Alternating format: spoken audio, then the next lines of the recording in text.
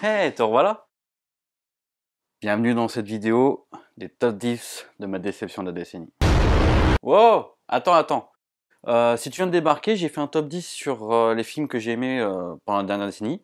Donc bah va la regarder avant si t'as envie, ou regarde-la juste après, mais bon. Les deux vidéos se suivent un tout petit peu sur l'intro, c'est pour ça. Ah, je fais une petite précision avant. Encore une fois, c'est complètement subjectif par rapport à mon top 10, mais ça va vraiment être des déceptions, des films que j'attendais. Donc toutes les merdes du style Aladdin, Aladdin 2, putain ces titres de merde avec Kev Adams, enfin tout ce type de films là, voilà, ne seront pas cités. Voilà. Là, c'est vraiment les films que j'attendais ou qui ont eu un très grand succès, mais que moi je suis déçu. Voilà. Sur ce, c'est parti, numéro 10.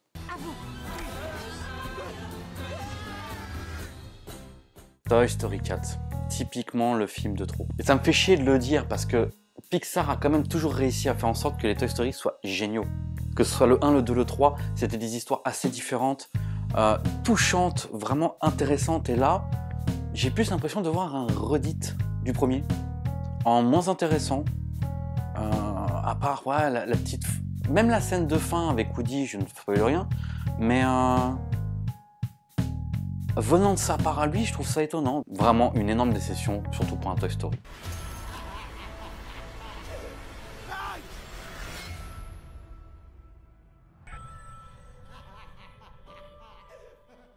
Est-ce que j'ai vraiment besoin d'expliquer ce qui va pas dans le film? Cette adaptation du manga Death Note par Netflix est complètement décevante. Ils n'ont strictement rien compris à qu'est-ce qui faisait le succès de ce manga. Je tiens à préciser, j'en ai rien à foutre que ce soit des Asiatiques, pas des Asiatiques, aux États-Unis, pas au Japon. J'en ai, mais je m'en tamponne la rondelle. Une adaptation, c'est prendre une histoire et l'adapter à un temps, un lieu, voilà, tout ça. On s'en fout du reste. Le fond du film, c'est pas que ça soit des Japonais au Japon.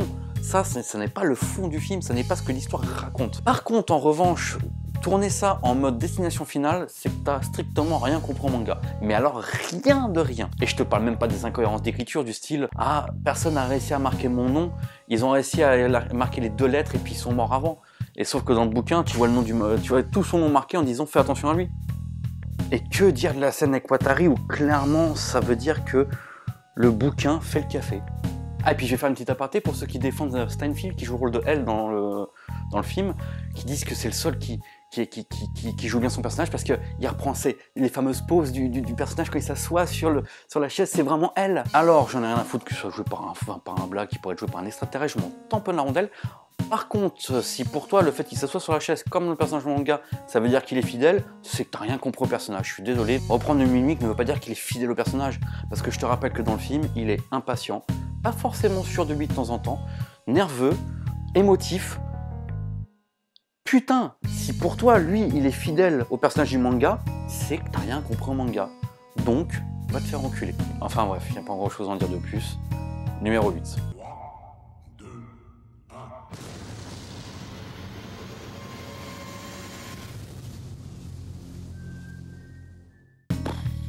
Qu'est-ce que je vais dire là-dessus? Je n'avais pas lu le roman, je ne savais même pas que c'était adapté d'un roman américain. Moi, ce que je voyais à la base, quand j'avais vu les premiers trailers, c'est que c'était un remake à la sauce américaine, avec un peu de Twilight dedans, du chef-d'œuvre Battle Royale. Et après, j'ai appris qu'il y avait un roman, puis j'ai su qu'il y avait des problèmes aussi par rapport au roman, il y avait une histoire de plagiat, enfin bref. Oui, plagiat, on n'en est pas loin, en tout cas dans le concept. Après, ça fonctionne pas, je suis désolé, ça fonctionne pas. Je suis Jennifer Lawrence, que je ne comprends toujours pas pourquoi tout le monde se masturbe devant elle. Pas franchement la meuf la plus charismatique qui existe. Quand t'as 4 films qui reposent que sur toi, bah, je m'emmerde. Et puis c'est vraiment la version bisounours de Battle Royale, parce que putain, il y a pas une goutte de... Si à un moment donné, je crois qu'elle a un petit bobo là sur le doigt et il y a une petite goutte de sang qui coule. Attention, moi. C'est une petite goutte bien rouge, hein. C'est violent. Et toute cette histoire de résistance, de rébellion, tout ce background qu'il y a, je le trouve plat, mou, pas assez développé. Non, je me suis fait chier, voilà. Je me suis emmerdé et j'ai vu les 4 films, mais non, il n'y a rien qui fonctionne. La seule chose que je suis content dans ce film-là, c'est que ça m'a permis de découvrir une actrice, l'extraordinaire Elizabeth Banks, parce que même si on l'avait vu dans la trilogie de Sam Raimi sur Spider-Man, C'était un petit rôle, c'était pas non plus, voilà, il y avait une phrase ou deux d'elle et puis c'est tout. Que là vraiment, elle joue un personnage, elle est à fond dans son rôle. Et j'adore cette actrice parce que tu sens que quand elle prend un rôle, elle s'éclate. Elle a du charisme. Elle, c'est une bonne actrice. Au moins, cette saga, si on peut appeler ça comme ça, nous aura permis de découvrir cette actrice. Donc, putain, il faut que je dise merci en plus.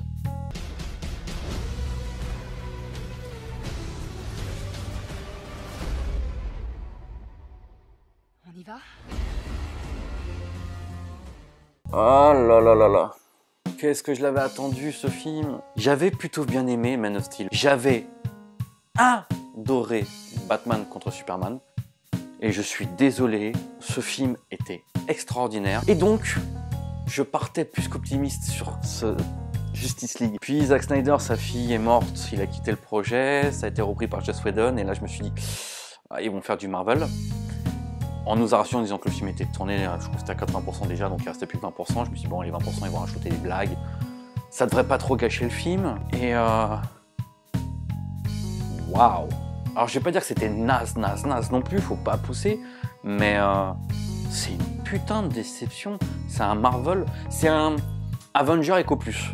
Voilà, tout simplement. Les effets spéciaux sont à chier, malgré certains plans de Zack Snyder. Mais sinon, non, le film est vraiment pas top du tout. Mais ça me fait rire parce qu'il y a toujours ceux qui défendent, enfin, ceux qui disent que Snyder Cut n'existe pas, comme quoi que c'est une rumeur, blablabla, et sauf qu'on a de plus en plus d'éléments qui prouvent que, oui, le film a été retourné beaucoup plus que 20%, que la Warner a totalement modifié l'histoire, et donc, je sais que ça n'arrivera jamais, mais release the Snyder Cut, please, motherfucker. Je te conseille de pas t'en mêler.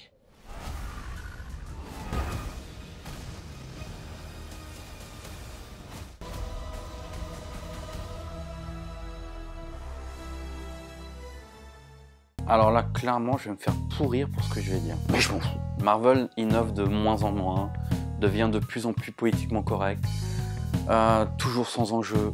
Et c'est vrai que du coup, c'est une énorme déception. Je suis désolé. J'ai du mal à rentrer dans un film s'il n'y a pas un minimum d'enjeu. Et il n'y en a pas. Tu prends les Spider-Man. Spider-Man que tout le monde encense aujourd'hui parce que on a enfin le vrai Spider-Man. Et non, je suis désolé les mecs. Vous avez un Spider-Man qui ne s'est toujours pas balancé entre les immeubles de New York avec sa toile. Mais entre immeubles ou ce que tu veux, dans aucun des films. Alors tu vas me dire c'est drôle, ouais, y a pas de problème, mais tu peux pas dire que c'est ton Spider-Man si... même ça y est pas. Après tu vas me parler quoi? Du côté comique, le fait qu'ils disent des blagues et que c'est drôle et donc c'est Spider-Man. Regarde les comics, ces blagues ne sont pas drôles. Elles font rire parce que justement elles ne sont pas drôles. Et il fait des blagues parce que sa vie est à chier. Et que donc dans le costume de Spider-Man, il se lâche totalement. Là, sa vie, elle est pas hachée. Tout le monde connaît sa putain d'identité. Il est en danger quasiment jamais. Il n'y a aucun enjeu. Vous êtes sérieux? Et Captain Marvel, c'est pareil. Alors, elle colle bien au personnage parce que vu qu'apparemment, c'est un peu une connasse dans la vraie vie, bah... elle joue son rôle. Mais à part ça, elle est trop parfaite. Je suis désolé, je sais que c'est un film fait pour les féministes à la base. Et donc, du coup, elle n'a aucun défaut. Un personnage qui n'a aucun défaut n'a aucun intérêt. Captain Marvel, rien ne la touche. Rien ne la met en danger. Donc du coup, je suis désolé, je sais que la fin elle est pliée. Donc je vois pas l'intérêt du film. Et je m'emmerde. Par contre, quand ils se transforment en Super Saiyan, ça me donne de l'espoir pour avoir un putain de film DBZ. Merci Marvel. Et puis les deux Avengers, Infinity War et Endgame, pourquoi cela? Bah, c'est très simple. Dans Infinity War, mon problème, ça a été la fin. C'est-à-dire que quand il y a le snap et que les héros meurent petit à petit, au début, ils font mourir vraiment les personnages secondaires. Et je me suis dit, putain, ils portent leurs couilles. Et d'un coup, ils font mourir Spider-Man, Black Panther et Doctor Strange. Spider-Man, où ils ont attendu plus de 15 ans pour pouvoir récupérer les droits. Black Panther, où il venait tout juste de sortir le film. Et Doctor Strange, qui venait tout juste de sortir le film aussi. 3 films, 3 putains de succès, un qui a eu des Oscars. Et tu crois qu'ils vont vraiment mourir? Mets un peu de suspense. En faisant cette fin-là, tu sais très bien que du coup, personne ne va mourir, qu'ils vont tous revenir. Ils vont trouver une astuce scénaristique, ou le retour dans le passé, où ils ignorent par elle. Je m'en doutais déjà à ce moment-là. T'avais Robert Jr., et l'acteur qui joue Captain America, j'ai un trou de mémoire, Chris Evans, ils étaient en fin de contrat, il leur restait plus qu'un film à chacun.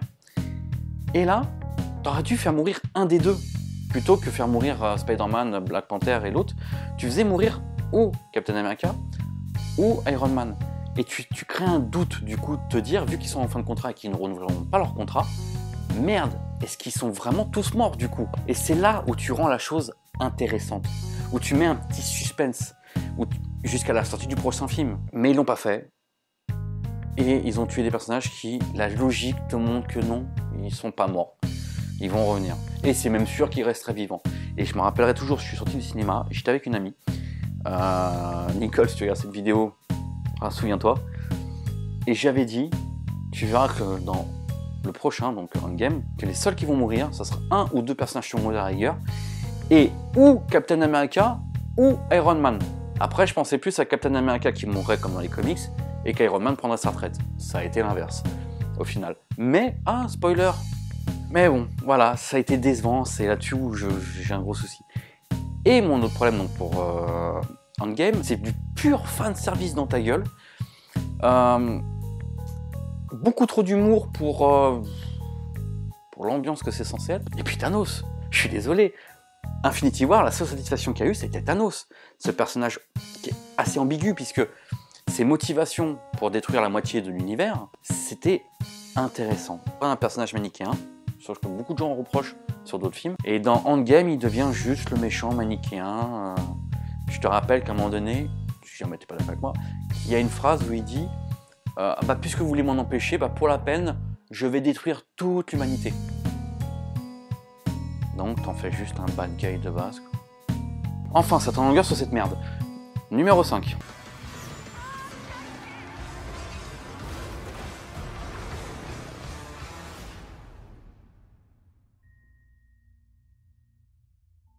Putain, qu'est-ce que j'étais motivé par l'annonce de ce film. Spielberg qui va faire un film sur le thème du jeu vidéo. Waouh, un truc de dingue. Et c'est raté. C'est raté complètement. Le jeu vidéo est vraiment mis de côté. C'est un skin en fait. Ça n'apporte rien au film. Puis les acteurs sont aussi un problème du film puisqu'ils n'ont aucun charisme, ils ne dégagent rien. Et même au niveau vocal, c'est pas top. Du coup, le film a été une claque pour moi, mais dans le mauvais sens.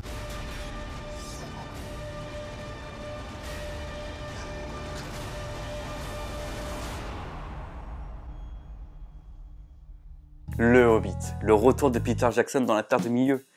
Et c'était putain foireux. Ah non, sérieusement, comment ce mec a pu se planter autant sur cette trilogie? Je ne comprends toujours pas. Et pourtant, la réponse, elle est simple. Il est sorti après Seigneur des Anneaux. Et il a voulu donc faire un Seigneur des Anneaux bis. Le problème qu'il y a, c'est que le Hobbit est un conte pour enfants. C'est censé être une légende. Tu peux pas le tourner comme le Seigneur des Anneaux. Et du coup, c'est raté, le film tourne en longueur, l'image fait pas mal à la tête, en plus au niveau de la technologie qu'il avait utilisée pour filmer.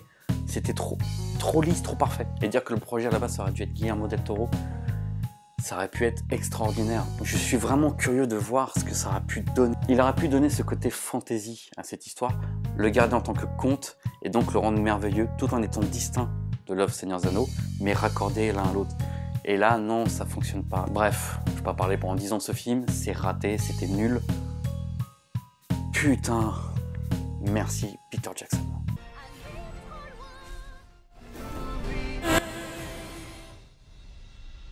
Dans le cycle de la vie. Quoi? Attends, j'ai besoin de t'expliquer pourquoi c'est de la merde? Ça, c'est logique quand même. C'est un remake plan pour plan des dessins animés. Il y a très peu de choses qui changent. C'est quoi l'intérêt? Tu revois la même chose que tu as vu en dessin animé, mais avec des acteurs. Et puis en moins bien, parce que le dynamisme... Waouh! Si, ils ont quand même fait 2-3 petites modifications pour corriger un petit peu l'erreur qu'ils avaient faite avant sur le fait un peu le patriarcat et tout ça, mais sans modifier le reste de l'histoire, du coup c'est foireux. Comme la Belle, qui à la base dans le dessin animé était très intelligente et plus débrouillarde que tout le reste du village. Mais c'était pas suffisant, pas assez. Du coup, là, ils ont rajouté que c'est elle aussi qui crée les inventions de son père. Et elle crée le lave-linge.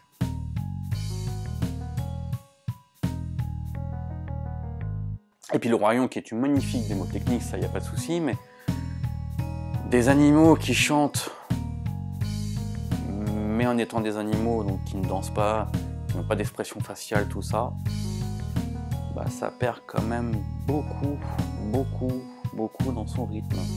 Enfin.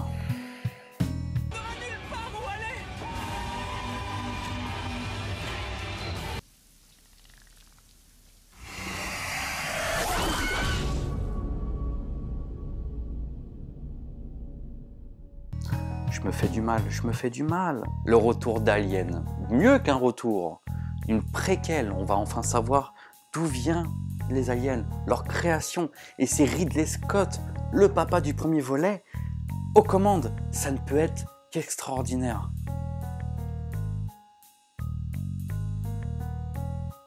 Va te faire foutre, Ridley Scott. Détruire une saga pareille parce que tu n'es pas content des suites, parce que tu penses avoir créé la mythologie avec le premier, alors qu'à la base t'as rien fait, t'es juste un réalisateur de commande, et que c'est Ronald Shusett et Dan O'Bannon qui sont au scénario, et que c'est la vision artistique de Giger qui a créé cette mythologie.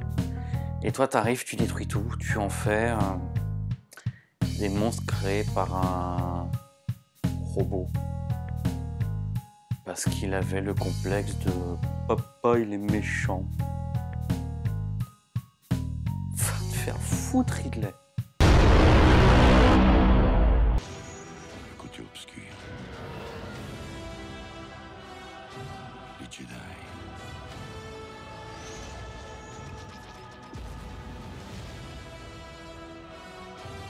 Ils existent. Comme tu le crois. Il est temps d'accomplir ton destin.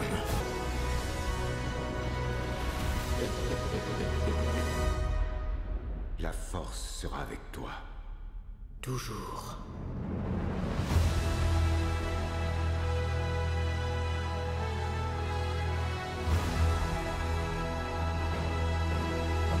Star Wars, la nouvelle trilogie, produite cette fois-ci par Disney.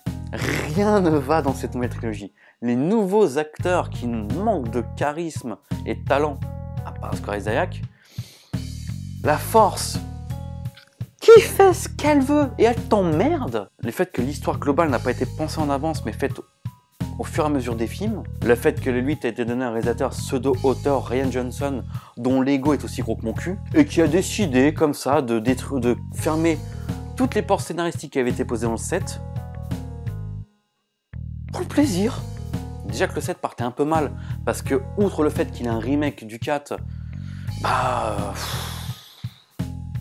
c'est vraiment les portes ouvertes à tout, hein. T'avais au moins quand même 2-3 petites intrigues posées pour se dire on va développer ça après.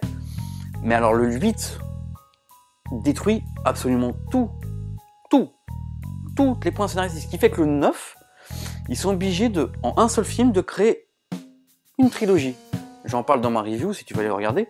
Mais et le problème qu'il y a, c'est que les gens ne comprennent pas, c'est que le deuxième volet d'une trilogie est le plus important dans une trilogie. Parce que le premier pose les bases, le 2 développe l'histoire et le 3 termine l'histoire. Voilà. Rian Johnson a décidé de ne rien développer du tout, de ne poser aucune intrigue, juste de faire un doigt d'honneur aux fans de Star Wars, à J.J. Abrams et à la cohérence de la Force. Ce qui nous donne une trilogie foireuse, complètement ratée, sans aucun intérêt. Mais il faut tout de même rendre ses lettres de noblesse à Disney et à Kathleen Kennedy. Vous avez réussi à nous retirer toute hype sur Star Wars. Bravo! Oui, je cracherai au visage de Kathleen Kennedy, mais à un moment donné, il faut arrêter. Ceux qui sont en train de la défendre en disant que tout le monde lui crache dessus parce que c'est une femme et qu'elle n'est pas responsable, que la trilogie a foiré, je voudrais juste vous dire que ce sont les mêmes qui vont encenser Kevin Feige parce que c'est lui qui est derrière Marvel. Elle était derrière Disney. Derrière Star Wars. Elle a pris les décisions artistiques. Elle a décidé de licencier un tel, de confier le projet à un tel. Elle est responsable. Je suis désolé pour vous. Elle va se faire virer et c'est tant mieux pour elle. Je suis désolé. Vous pouvez l'enfoncer, vous pouvez la défendre parce que c'est une femme. J'en ai rien à foutre. Homme, femme, je m'en tamponne la rondelle. Elle est responsable du désastre qu'a été cette trilogie. Voilà, la vidéo est terminée. Je te remercie d'avoir regardé jusqu'au bout. N'hésite pas par contre à me laisser un petit commentaire pour me dire les films qui t'ont déçu toi la dernière décennie. J'aimerais bien vraiment avoir ton avis là-dessus. Et puis voilà. Donc si tu n'es pas déjà abonné, abonne-toi. Clique sur la petite cloche. Et si tu as aimé la vidéo, bah, lâche un petit like, ça fait toujours plaisir. Sur ce, je te dis à bientôt pour de nouvelles vidéos. Ciao.